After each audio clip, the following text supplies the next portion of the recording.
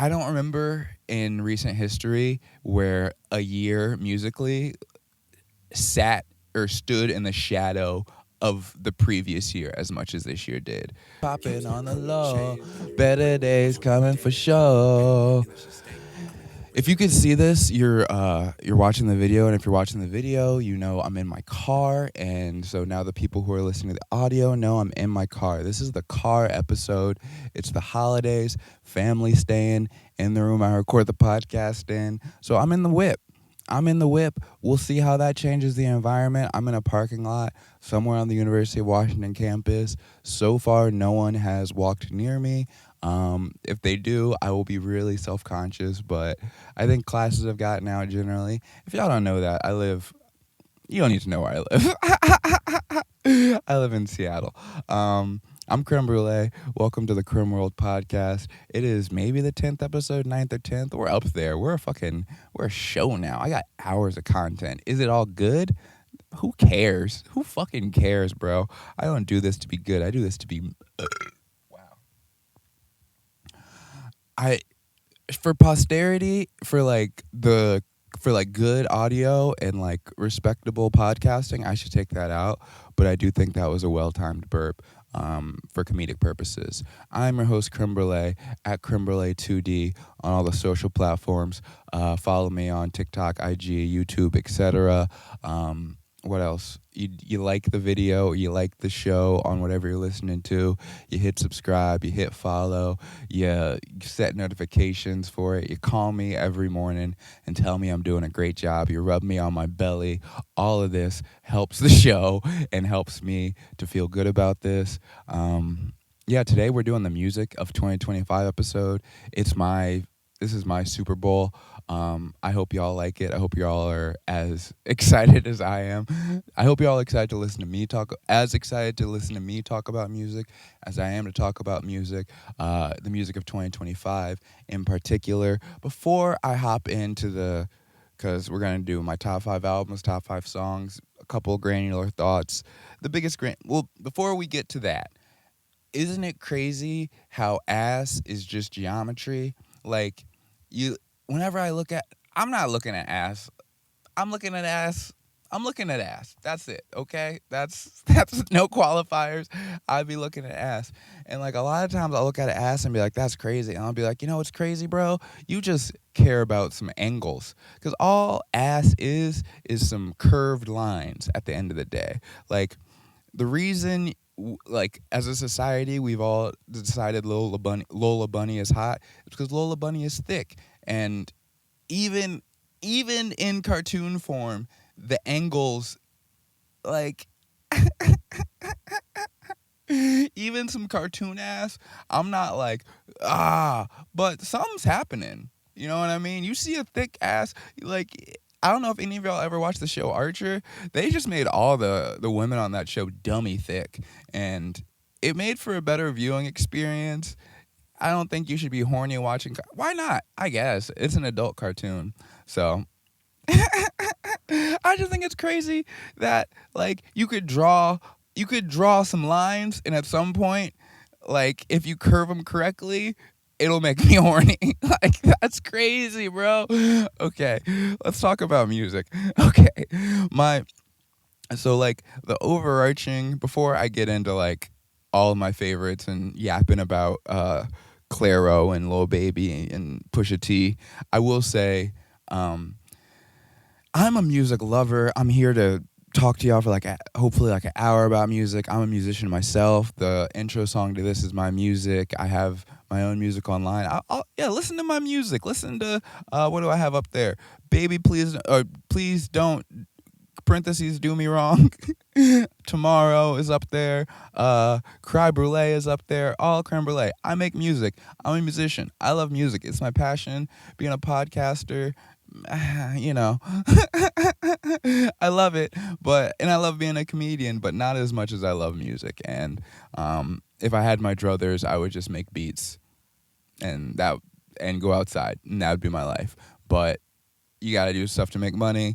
You gotta follow, like, creatively. I think it's important to follow the path that is like giving you good feedback, and I like stuck with comedy because I get good feedback, and I love it too. But music, I haven't gotten as much good feedback. Anyway, all that to just say, preface before I say what I'm about to say, that this is a music lover ahead, someone who's always trying to find what's new, someone who's dug into old stuff. I'm in my classic rock era, low key. Do y'all know Hall & Oates bangs? Hall & Oates bangs. Journey bangs. Steely Dan bangs. Beach Boys bangs. Who else? Police bangs. I'm re-digging into all that stuff right now. Digging into all that for the first time. Anyway, I like a lot of music. All that to say, it was kind of a mid-year for music. I think like it is, with art, you never want to say stuff is subjective, and I definitely don't feel like it was subjectively a bad year for music. I mean, yeah, I don't feel like you could ever say it was objectively a bad year for music. And bad, what does bad even mean, right? As soon as I say that, I guess I don't remember in recent history where a year musically sat or stood in the shadow of the previous year as much as this year did. What I mean is last year, pretty much most of the big artists were on cycle. Like everyone dropped last year, and it was awesome. And we got a lot of really awesome shit from every different genre, and I think it was kind of a consensus last year that it was an incredible year for music. New artists like Chappell Roan, breakthrough artists like Charlie XCX, the Kendrick and Drake beef, just a lot of stuff that made for captivating and a really inspired year musically. And I think the biggest evidence that this year has stood in the shadow of that year is if you go to Spotify, and I'll do it right now for you. But if you go to Spotify and look at the top tracks of 2025, the first 5 and like 7 of the top 10 songs are all from last year. The biggest song this year was Luther by Kendrick, and there's 2 Kendrick songs. Birds of a Feather by Billie Eilish was the 4th biggest song this year. You know what I mean? That was a bona fide 2024, like no doubt one of the biggest songs of 2024. Also 2025. That's what I mean by this year lived in the shadow of last year. I kind of want to back off the take that it was bad, because that doesn't feel like a pure artist thing to say, but I guess like the most like succinct, maybe like refined way I could say that is it felt like it lived in the shadow. There was a lot of great music, as we'll get to, but let's see, I have notes. My second point is I think everyone is theorizing that when people found out Taylor was dropping this year, I think niggas are so scared of Taylor that most artists moved off the block this year.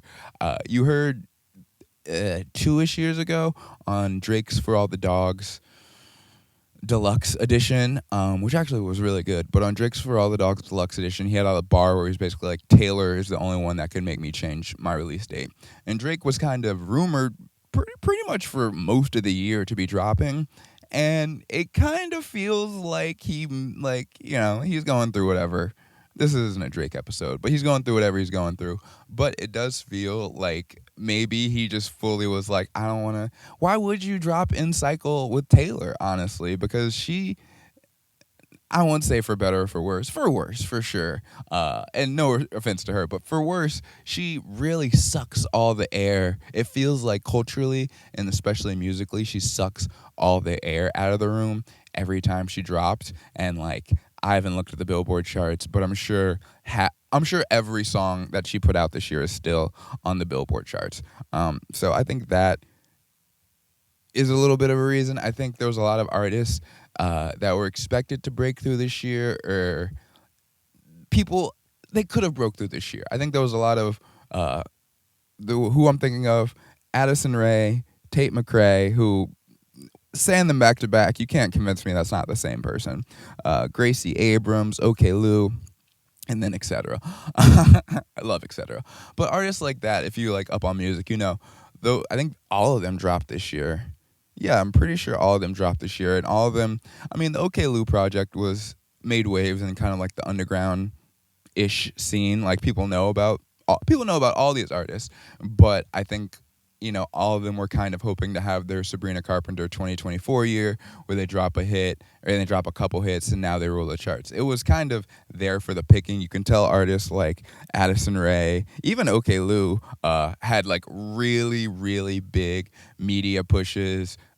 They were kind of ubiquitous through the hip hop media landscape this year in terms of discussion and just like clearly their label was paying like not like paying in like a weird way, but clearly their label was like sending them to publications and journalists and all this to try to get buzz going. Ultimately, I don't think any of them.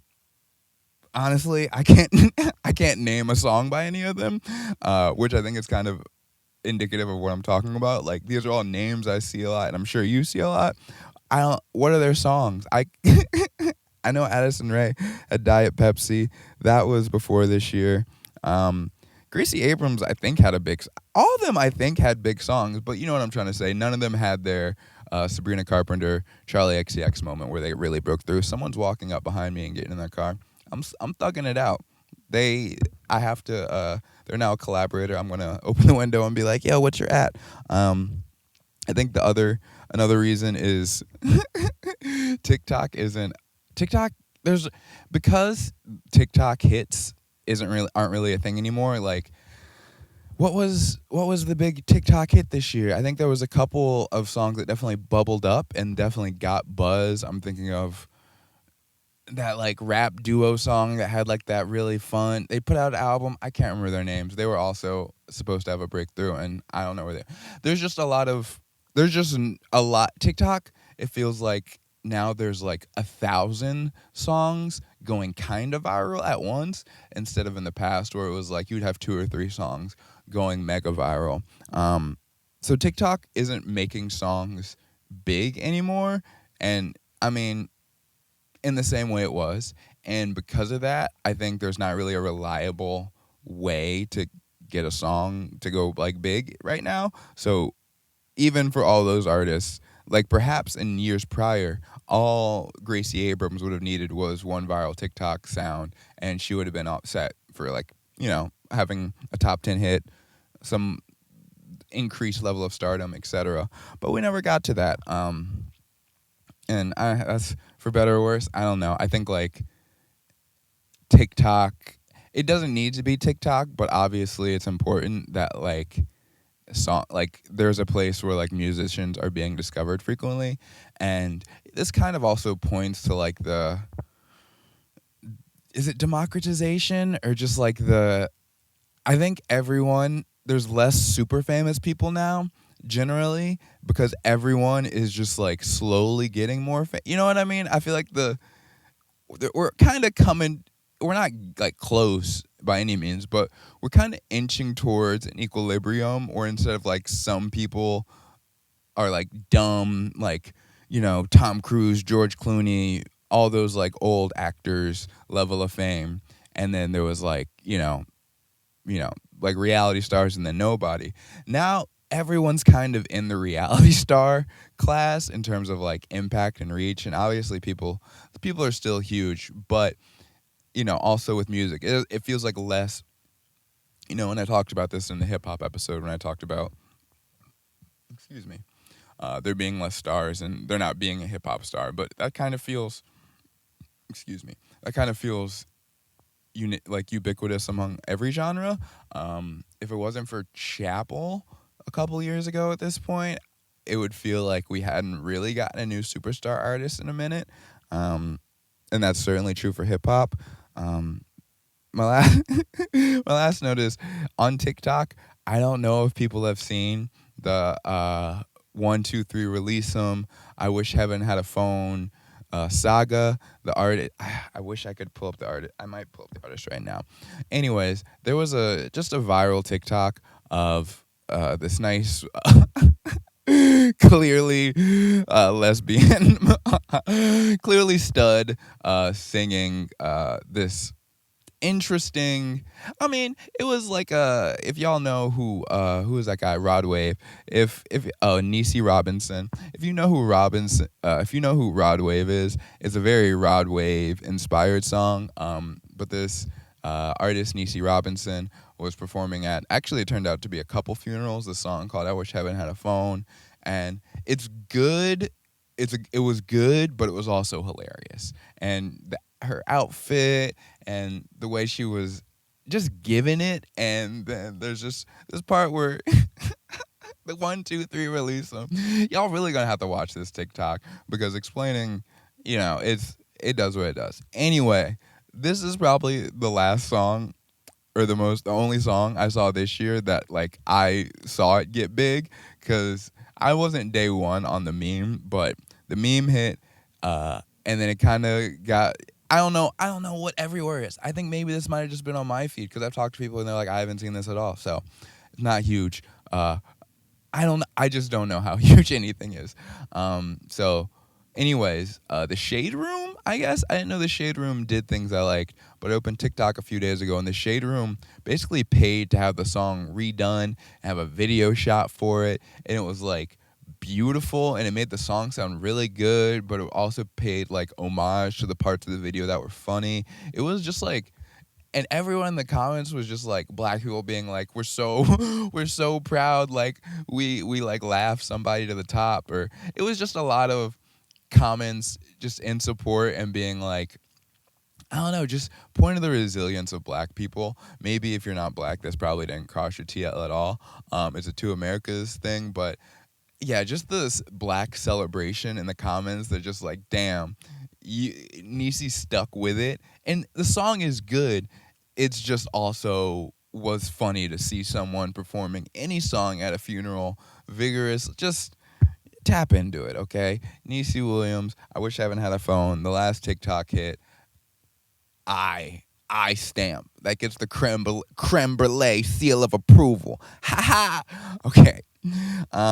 Before we get into top 5 albums, top 5 songs, I will say, also in terms of 2025, having like the hangover from 2024, one of my top albums and like many of my top songs were from a project that came out in December of 2024, and that was Saw Baby's Saheem.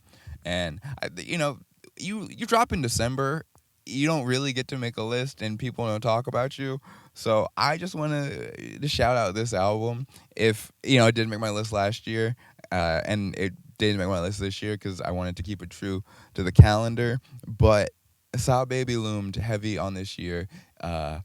Shababi. Listen to Saw Baby, listen to Viking, listen to Anaconda Livin', listen to Roll With Me, listen to On Film. A really, really great project. Probably the last great Atlanta rap project by an individual artist. There's another project on my top 5 we'll get to in short order from an Atlanta artist, but it was a collaborative effort. Saheem, Atlanta, I'm not going to talk about Atlanta hip-hop on every episode, though I would like to, but Atlanta hip-hop, I just listened to the new 21 Savage album. It kind of is, indicative of the state of Atlanta rap right now, which is like, hey, man, this is cool, but you could have made this 10 years ago. You know what I mean? Like, this is cool, but this is essentially nothing. You're not bringing anything fresh to the table.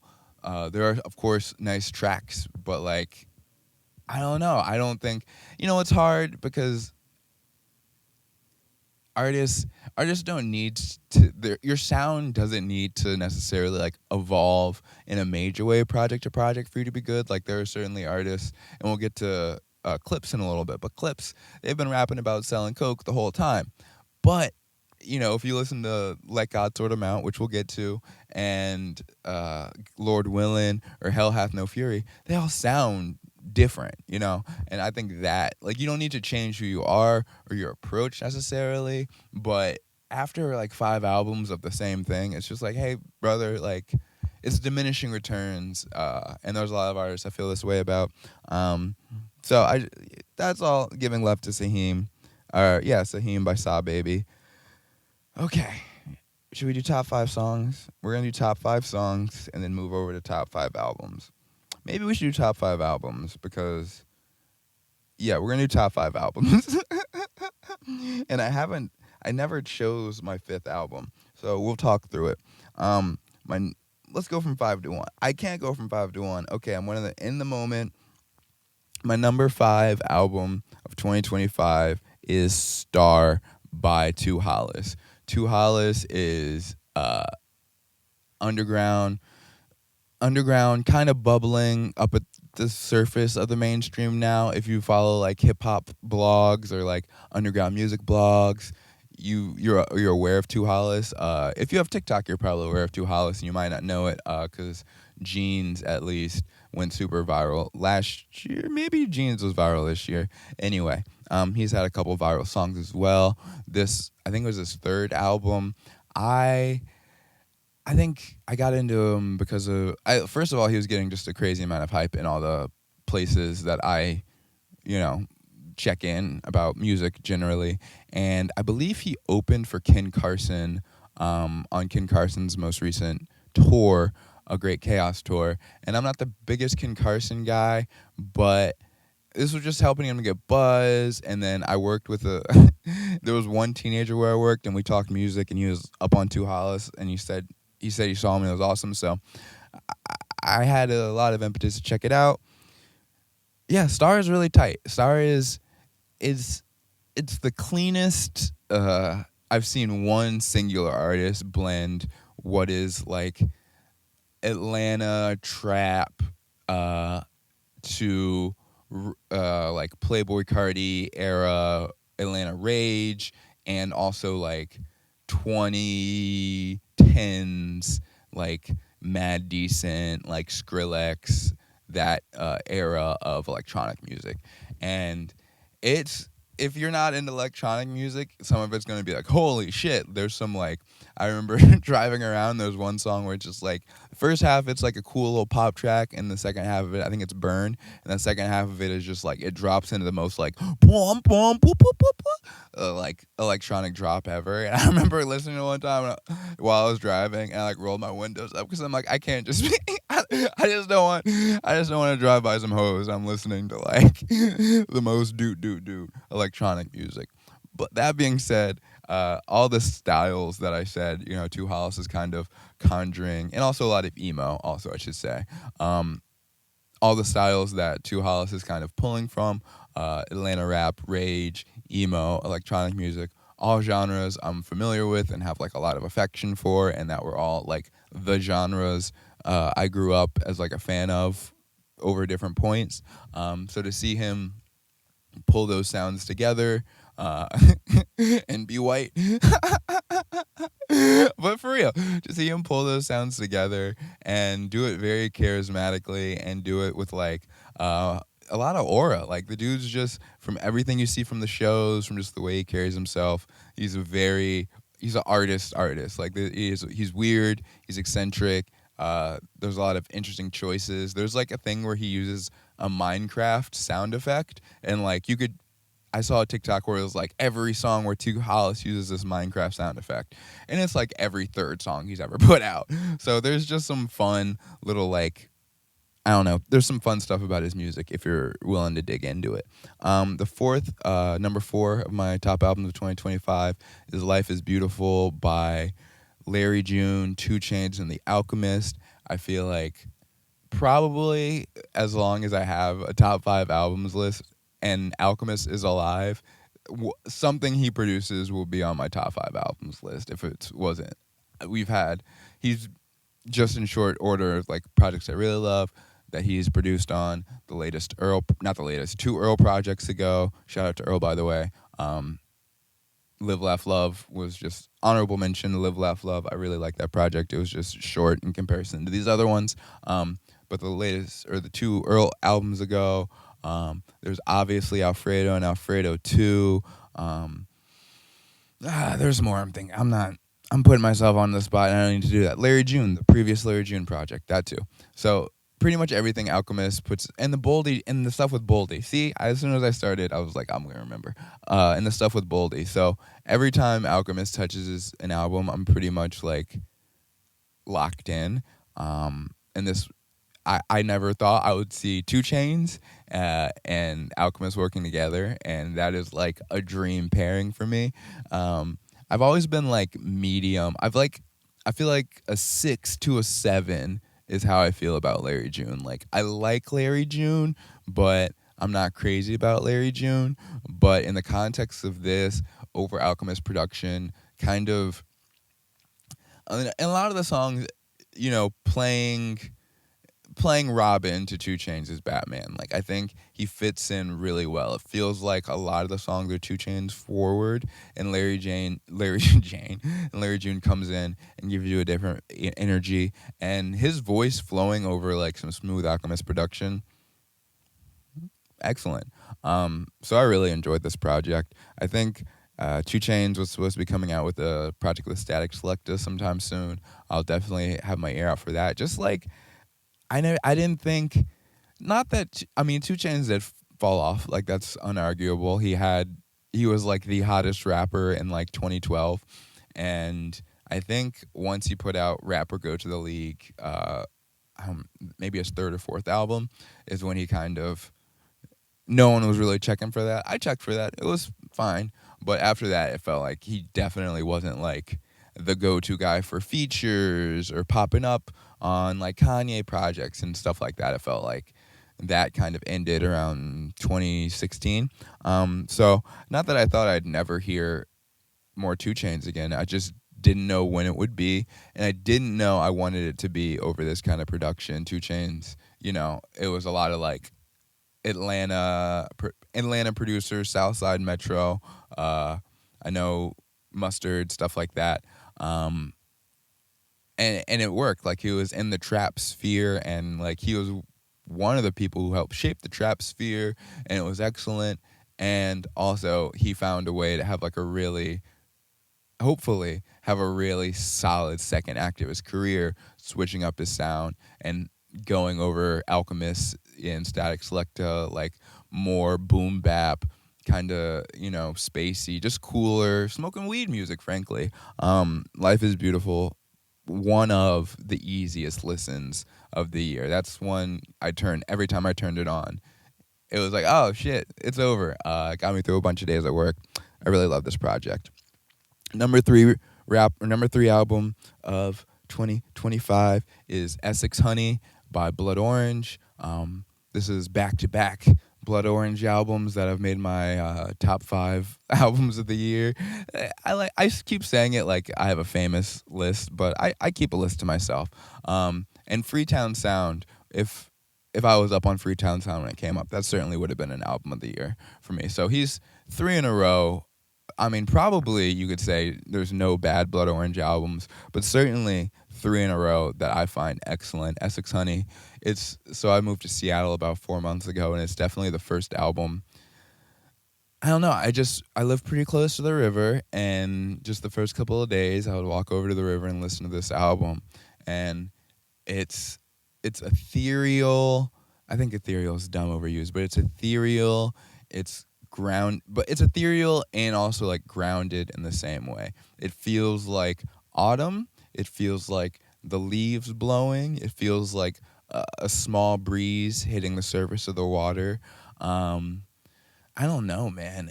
If you haven't listened to Blood Orange, I definitely would recommend you listen to Blood Orange, because I don't know, it's such a unique sound. It's like lo-fi. It feels like lo-fi Prince sometimes, just with the way the vocals are. And on this album, on most albums, there's a lot of his albums, there's a lot of really, really great collabs.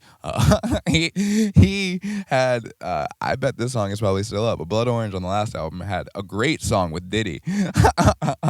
But it was even like, and he made Diddy, like, you could say Diddy not the greatest obviously bad guy, but also in terms of like rapper on the mic, not the most inspired, but he even got like a good little, I think the hook he did was excellent. Fuck that guy. Anyway, Blood Orange, there's a lot of great collaborations on here, like Lord and Daniel Caesar and Caroline Polachek, just to mention a few, are on this. And it's not like, it's rarely like, oh, this person just got like a verse, and it's often just like, oh no, Daniel Caesar's just gonna come in during the bridge and give me some awesome background vocals, or Lord's gonna come in and just give me just a bridge and things like that. So just the way he uses artists and like as a canvas and creates, like, I couldn't tell you what this album's about. I couldn't tell you what any of the songs are about. I just know when I turn it on, I'm relaxed. It makes me want to breathe in. It's a really great album. Shout out to Dev Hynes. I eagerly await the next Blood Orange project. Number 2. Okay, I'm so excited to talk about the top 2. Number 2 album of the year from Creme Brulee is Metro Boomin's A Futuristic Summer. I'm sorry, I'm pulling it up because I just want to... Metro Boomin's A Futuristic Summer, hosted by DJ Spins. I am from Atlanta, Georgia. I was born in Atlanta in 1995. I grew up, high school for me was like 2010 to 2014. If you know about this project, this is a project that pays heavy homage to the futuristic swag era, an era in Atlanta-specific hip-hop that lasted around, like, I don't know what you could say officially. It feels like roughly 2008 to roughly 2014. And so, as you can tell by, like, the timeline I just laid out, like, right when I'm in high school, right when I'm coming of age, all these artists are putting out really it's not, if you don't, you might not like this project. This is a super polarizing project because the futuristic swag era is like, I don't know, it's like, I don't want to say fully maximalist, but it's loud. It's loud, it's synth heavy, it's heavy auto-tune, it's like melodies on melodies. It's awesome. I think it's awesome, but this is very, like I said, some people online really hated this album, and I get it. But this was an album that was made for, I am the target demographic, people who were in Atlanta are just aware of, because I know other people who were from the South and around the country who are like, no, I remember futuristic swag era. So it was made for me. All that to say, I'm the target demographic. If these names mean nothing to you, then this wasn't for you. But this is a project that has Travis Porter, J Money, Quavo, Roscoe Dash, DJ Spin, Schoolie, Young Dro, Waka Flocka Flame, fucking who else? Roscoe Dash, 2 Chainz, Young Thug, T.I., Lil Baby, all these people. If none of those names mean anything to you, skip the project. But if you're like, oh, I remember the Schoolie, or if you were not in the South, there's no way you remember Schoolie. But you're like, oh, I remember Travis Porter, oh, I remember Roscoe Dash, or oh, I remember Young Jock. Then check this album out, because to me, it's all of them, like, they just came together to fucking smash it to me, bro. Like, and it makes me so happy that I can say, like, we'll get to my top 5. It makes me so happy that I could say, like, my favorite song of, like, the year 2025 was, like, a Roscoe Dash song or, like, a Young Dro song. Like, that is not something I thought was a possibility. In the same way I talked about not knowing and not expecting to love a 2 Chainz album in 2025. I wasn't expecting to love a Young Jock song in 2025. I wasn't expecting to get a Schoolie and Young Thug song in 2025. What a special present. I don't know if, like, your region or town or whatever has, like, a hip-hop, or just, like, a specific genre and community musically. But imagine if, like, whatever was cool in your area growing up, they all got back together and fucking smashed that shit. That's a futuristic summer by Metro Boomin. I love it. It makes me really happy. It sounds like summertime. It makes me want to go back to Atlanta. I think Take Me Through There is big in Atlanta right now, and it makes me so happy that at least, like, a couple of these songs were, like, hits, because it's, like, hard. It's already hard to get a hip-hop hit, and I don't think it's a hit in anywhere but Atlanta, but, like, that you could, it's just so artistically, like, not a cash grab. You know what I mean? This is like I'm going to make something for a very specific type of person, me, who likes this thing, and I'm not talking about me. I'm talking about Metro being like, this is, like, my favorite sound. And I don't really care if, like, this isn't what people want to hear, but this is what I want to spend, like, my time making, like, 30 tracks of. So Go listen to it, I think. Even if you don't think you'll like it, go listen to it. Number one album, 2025, for me, Creme Brulee. I talked about it on the podcast with Zai. I mentioned it earlier. It's Let God Sort 'Em Out by The Clips, Pusha T and Malice, executive, all the songs produced by Pharrell Williams. What can be said, man? This was a tour de force in bars. Like, bars are back. Like, this is. I wish I could just rap all my like. This album is so good. There are whole verses. I just walk around and I'm just like, yellow diamonds look like PP. Bitches far from private. Oh my god, just me. I'm just yeah. He says yellow diamonds look like PP. That's not my original. Dressed in House of Gucci came from selling Lady Gaga. Hakuna Matata. Island wearing tie-dye. Man, yeah, I said I would love. There are so many bars on this. Bars are back. Pusha T bodies it. Malice, we hadn't heard from Malice. I guess we've heard from Malice. I think he was on the last Pusha album and he was on a Kanye album. But this is Malice back in his second prime. Like, Pusha T and Malice are both. Pusha T might be third prime, honestly, but like these guys are both second prime. I think 50-year-olds, like no smoke. I think bare minimum 40, but maybe 50-year-olds putting out what is, to me, undoubtedly the best and the hardest album of the year. From the beginning to the end, they started off with kind of a curveball because, like, I'm telling you, like, all these bars about like coke and just being cool and being very rich. But it starts off with a very heartfelt song about their parents. They lost both their parents. And always like, it's really cool that they start the album with that song, honestly, because it gives you, it humanizes them, right? Because they're about to after that do 9 tracks of being like, look how evil I am and I'm rich and blah blah blah. But before that, they're just like, hey, by the way, like, our parents are gone and we're devastated. And so it serves to humanize them. Not that you necessarily need that. Like, I'm sure it still could have been great if it was like just 10 tracks of like, we sell coke. But the fact that they threw the curveball up front, what's the Birds Don't Sing, John Legend. John Legend's the most polarizing hook person to me. Every John Legend hook, I'm always like, yes, I feel Jesus in my spirit. Or I'm like, man, shut up.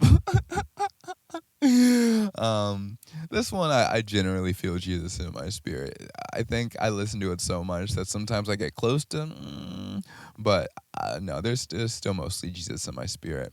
And then, like, after that, it's 9 straight tracks of just amazing production, excellent features. You got in back-to-back songs, Tyler and Kendrick providing like A tier, top of the class, 4.0, summa cum laude features. Like, no matter what. Like, I am not always the biggest Kendrick fan. I am not always the biggest Tyler fan, but you can't take anything away from either of those verses, especially with the production. Shout out to Pharrell. Side note, Pharrell and Pusha T have just, there's been other stuff, there's been extracurriculars since the album came out. I don't care about it, but Pharrell and one of the greatest, not one of the greatest. I might go Pharrell's the greatest hip hop producer. I'm not about to do that today because that's a whole different subject. Maybe next time Zai comes on, we can have that conversation. For our era, it's really hard to argue Pharrell's not the greatest producer. Just in terms of, you have this, and then also he can produce an Ariana Grande record. He produced Sweetener, the best Ariana Grande record to me, also Pharrell. He just works with everybody, but also is just like so unique, and it's like it not always sounds like a Pharrell beat, but generally you're like, man, this is the only one doing beats like this. So just to say, excellent Pharrell beats. The rain's coming. Maybe we're just gonna thug it out in the rain. Maybe not. I don't have a plan B. We're thugging it out in the rain. So yeah, a tour de force in terms of bars. There's interesting Pharrell hooks. I like the Pharrell hooks generally, but they're very interesting. I'm happy they keep them in house though. You know what I mean? I'm happy this isn't just an album where they just had a bunch of random R&B singers doing hooks. I think it feels more natural the way it is. Hold on, y'all. I'm adjusting my audio a little more. Yeah, I mean everything I just want to do is say bars. What is the bar? Uh, if If I was Brittany Griner, I would need Obama only one to swap his chapo. Swerving through the lane, serving niggas cane, still ain't never hit a pothole. If I was Brittany Griner, I'ma need Obama only one to swap his chapo. Incredible! Incredible! All I want to do is just repeat the bars to you, but I'm not going to do that. I think you should definitely check this album out, though. Yeah, I hope it wins Album of the Year at the Grammys. I hope it wins Rap Album of the Year at the Grammys. The videos have been excellent. Everyone talked about the rollout. The rollout was excellent, which is people glazing a rollout so interesting. It's very 2025 of us to be like, "Oh, great marketing." Like we're so corny. Like are we really celebrating great like I don't know. Like obviously, I went to school for marketing, so I think marketing can be like an artistic thing and be artistically done, but I think glazing marketing is kind of whack. Also, I don't know. All right, we're gonna hop over to top 5 songs of the year. It's raining. I paused and I was like, "What are we gonna do?" We're thugging it out. If this is unlistenable, maybe it's ASMR. Who knows? Maybe you can't hear it at all, and I'm tweaking. Anyway, we're going to head over to top 5 songs of the year. At number 5, top 5 songs of 2025, we have Pack It Up by the rapper Ian.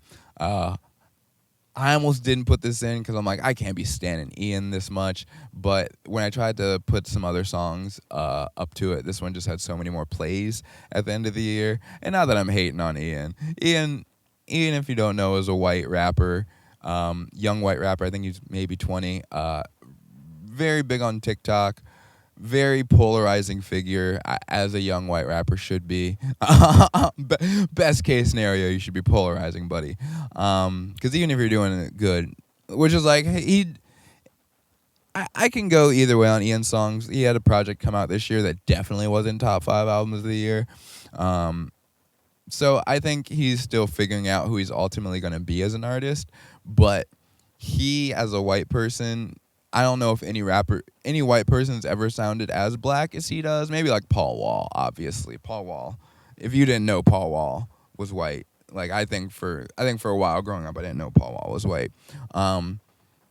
So yeah, he's white. He's holding it down. I just think this is like it's hard to say my favorite beat of the year and this year because of like all the Pharrell beats, especially So Be It. So Be It's an incredible beat as well. My favorite 2 beats, but also the Metro Project. Okay, I will just say the Pack It Up beat is one of my favorite beats of the year. I think Ian floats on it.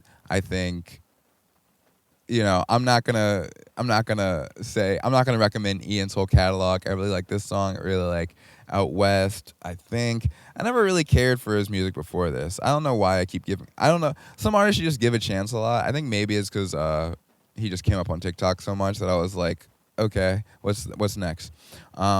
Number 4 is going to be Cross Your Mind / Hartwell by Shelly. These are 2 songs, but they came out as like a single together. And whenever I listen to one, I listen to the other. It's definitely cheating to have them as 2 songs, but here we are. Shelly, people don't know this. I don't know if people know this. An amount of people know this. Shelly is like a side project fronted, quote unquote, by the artist Clairo. It's kind of I'm not up on the lore. It seems like a band of her friends. And they've only ever put out 4 songs. They put out 2 songs in 2020 called Steam and Natural, which were bangers. They're 4 for 4, honestly. Natural is... We're talking about these 2. And so 5 years later, this year, they put out 2 more songs, Cross Your Mind and Hartwell.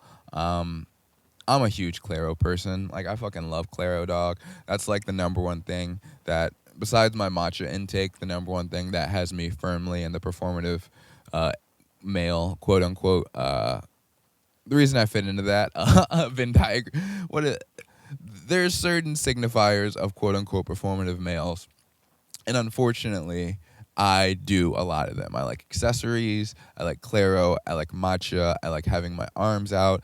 I'm getting longer and longer hair. It is what it is. Sometimes I wear glasses just to look cute. Sue me. Sue me. We're all performing.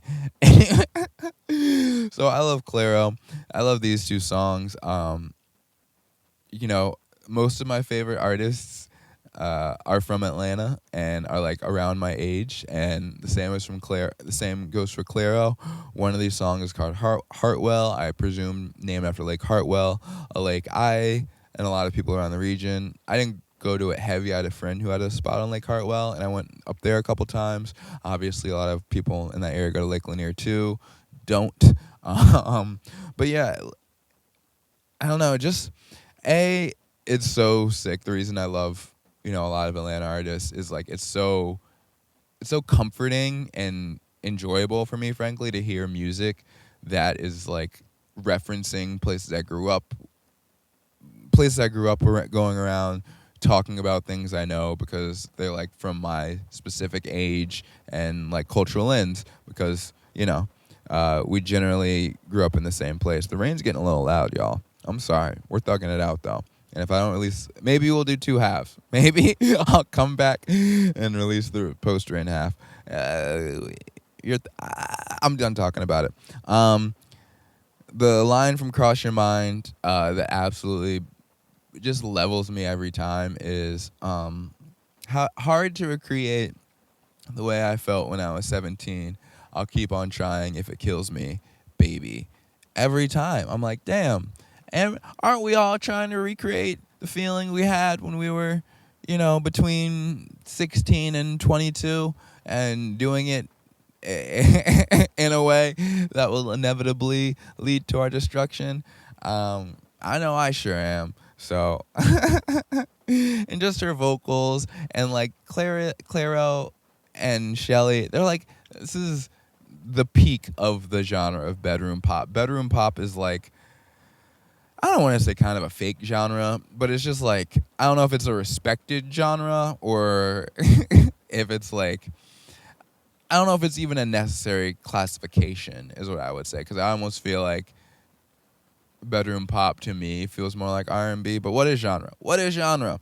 But if bedroom pop is a thing, then what Claro and Shelly do to me feels like the absolute peak of it. It feels intimate and it feels like, lyrics taken from someone's journal and that they're just like strumming for you in their room. And I love that feeling.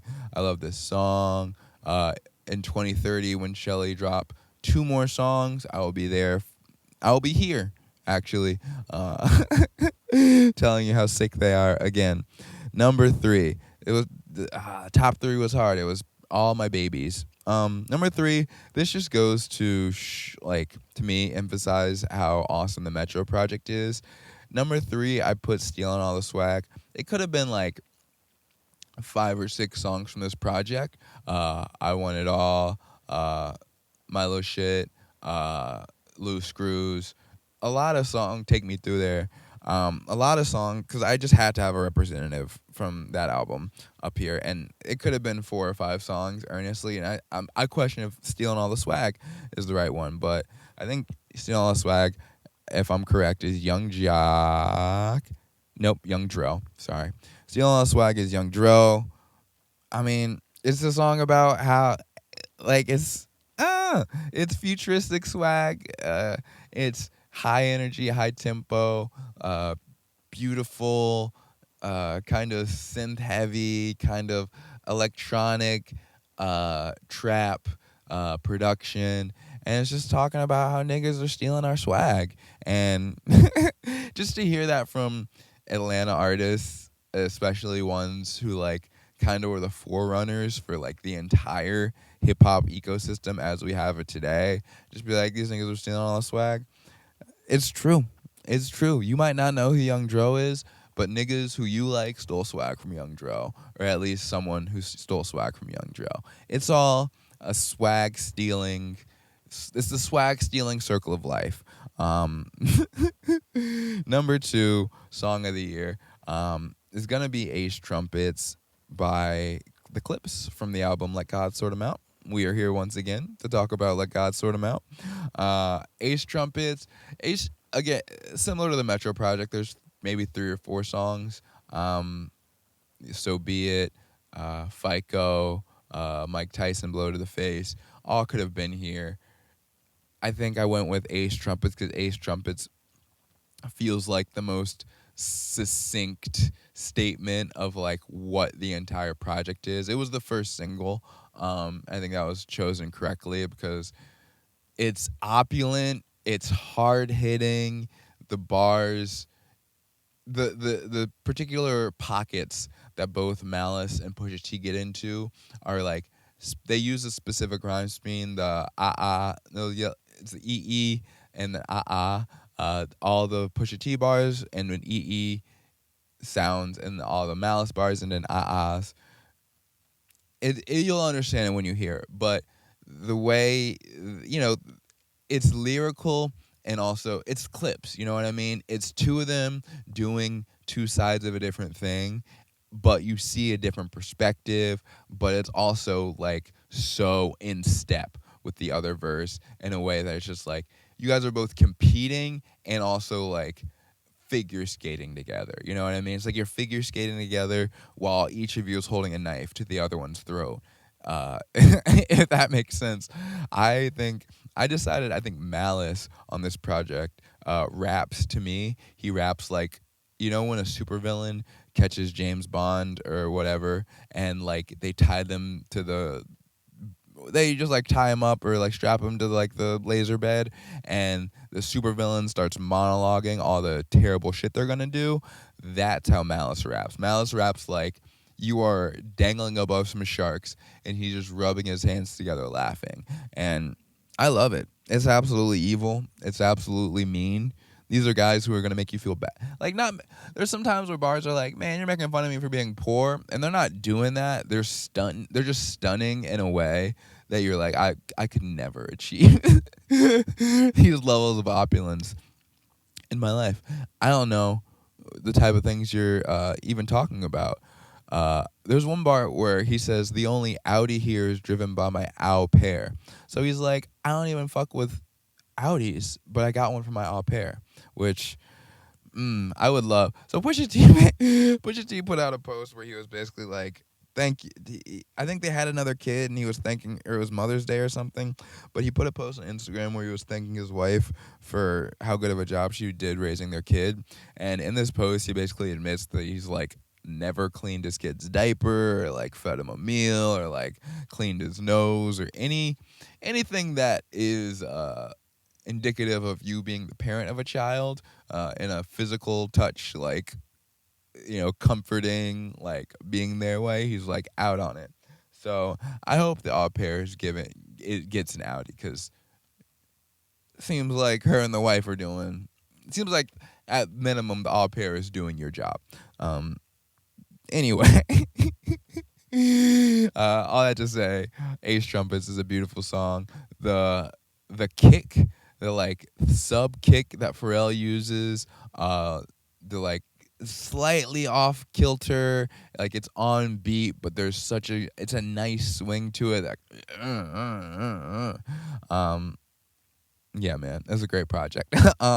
Number one song of the year is By Myself by Lil Baby, Rod Wave, and Rylo Rodriguez, I believe.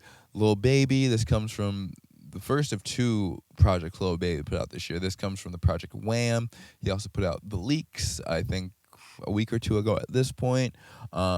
Ultimately, I felt Wham was a super underwhelming project, much in the way I talked about the 21 Savage project and just the general state of Atlanta rap, where I was like, you're kind of not doing anything interesting for the most part. However, in the middle of this relatively mid album, there's an absolute masterpiece. called By Myself. This was a song that came out in January, and I was like, high bar. I don't know if anything's clearing it, and here I am in December. I don't think anything's cleared it. It was my number one song this year, which also, like, if you drop in January, you're probably, you have a better start. Anyway, I don't know. This is just like everything I want from a trap. You know what I mean? It's soulful. There's great bars. There's, I don't know, the cadences are unique. There's the energy going back and forth between the rappers is great. It's like you do this part, then you do the same part, but like the way you do it's gonna elevate it. The subject matter is just about needing help. You know what I mean? I think, like, you know, if you heard my Death of Hip Hop episode, one of the things I talked about with Atlanta hip hop is it's like I feel it's so overly concerned with being cool now, and I like prefer songs where rappers aren't like, I'm cool. And this is a great example of that. This is a song about coming through shit and knowing that, like, you didn't do it by yourself, and knowing that, like, you know, whether it's your cousin or your partner or your whoever, that like you did it with some help ultimately, despite, you know, everyone wanting to be cool and independent, and I built this. It's like, nah, it's like, let me take a song to shout out the fact that, like, I've been through some shit for sure, but I wouldn't have got through it if I didn't have my dogs. I think that's a really beautiful sentiment. Sue me. I'm for the homies. Sue me. So that was my top 5 songs of the year. Those are my top 5 albums of the year. I'm not gonna browbeat you guys anymore. I would love it if people sent me their favorite music and stuff of the year. I'm just gonna flick through my Spotify Wrapped and see. Oh, you know, the thing about Spotify Wrapped, actually, before I get out of here, they added this new feature this year, which is like, is the listening archive, where it pretty much is just, hey, here, you want to hear some of the most embarrassing days? Like, here's your heavy repeat day. May 5th, 2025, the day you let Freddie Gibbs and Fall Out Boy play tag all morning. Early morning spun Fall Out Boys take this to your grave twice in full. Then Freddie Gibbs' You Only Died Twice took over for a relentless series of repeats. Afternoon jazz and rap detours gave way to more Gibbs, Young Thug, and a late night podcast. 620 minutes, 159 tracks, 59 artists. Don't tell me that. Don't tell me I spent 159 tracks is crazy. I don't even know how that's possible. Listening to any album back to back to start the day, it's kind of nuts. So biggest podcast listening day? That's so embarrassing. Why would you tell me that? Let's see. Overnight you tuned into Miles Davis and John Coltrane. Then the morning and afternoon belonged to nearly 9 hours of blocks with Neil Brennan, with guest after guest unpacking their own block. By late evening, Creme Brulees, Do Me Wrong, Please Don't, looped 7 times for hypnotic finish. 529 minutes, 8 podcast episodes, your biggest podcast day of the year. They told me I listened to 9 hours of the Neil Brennan podcast and then listened to my own song 7 times in a row. That's embarrassing. Don't send me that next year, Spotify. Is there anything? Most diverse day. I don't really care. Oh, yeah, Herbie Hancock. I was into jazz. I'm getting into my classic rock era. I'm rambling at this point. But I will say, thank you for listening. Do all the buttons. Send me whatever music you guys really like this year. There's a lot of really solid music that I liked a lot that I didn't really talk about at all. Like I said, the Earl Project. I'm going to see Earl this week. The Earl Project, Alfredo 2. There was some other stuff. But did Mike drop this year? I think the Mike Project, Man in the Mirror could have been on the Song of the Year list. Anyways, it was a good year for music. Don't let me saying that music was mid this year. Don't let that throw you off. It was great. It just, I think, objectively did. Here I go using the objective word again. I think it did live in the shadow of last year. Who cares? I'm your host, Creme Brulee. Go team. Yeah, you can like or you can hate. Yeah, it's creme fucking brulee.